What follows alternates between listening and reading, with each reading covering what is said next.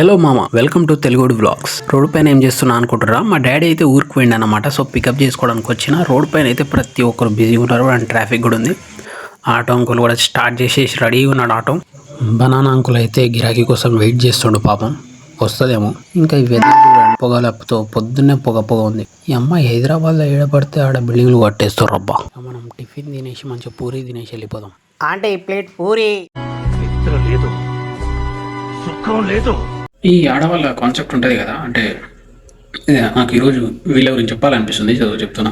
ఈ ఆడవాళ్ళ కాన్సెప్ట్ ఉంటుంది కదా, అది ఇప్పటి నుంచి కాదు, ఎప్పుడు స్టార్టింగ్ నుంచి మనుషులు పుట్టినప్పటి నుంచి లాస్ట్ చచ్చే వరకు అట్లానే ఉంటుంది. మారదు అది. సో మార్చాలనుకుంటే మనకు తెలివిలేనట్టు. సో ఈ వీడియోలో వాళ్ళ గురించే మాట్లాడతా, వినోరి.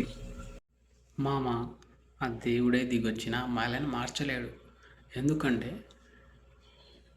ఆ దేవుడు వచ్చి మంచి ఐబ్రోస్ ఇచ్చినా సరే, మంచి జుట్టు ఇచ్చినా సరే, మంచి డ్రెస్ ఇచ్చినా సరే, మంచి గోర్లు ఇచ్చినా సరే, ఐబ్రోస్ని మార్చుకుంటారు, జుట్టును కట్ చేసుకుంటారు, ఈ గోర్లను ఏమేమో చేస్తారు, కలర్ వేసి.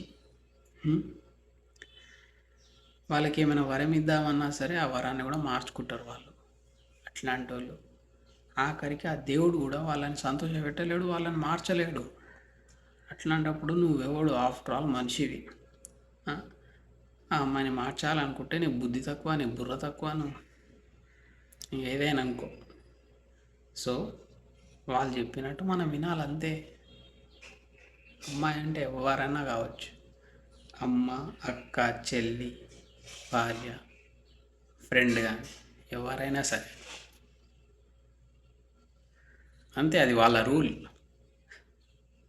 ఇంకా వాళ్ళ గురించి ఎక్కువ మాట్లాడితే నన్ను ఎంబడబడి కొడతారు. ఇంకా సో వెళ్ళిపోతున్నాను నేను అందరికీ దూరంగా. Bye bye. So guys, video అయితే చూస్తారు కదా, లైక్ చేయండి, కమెంట్ చేయండి, సబ్స్క్రైబ్ చేయండి, మర్చిపోకండి.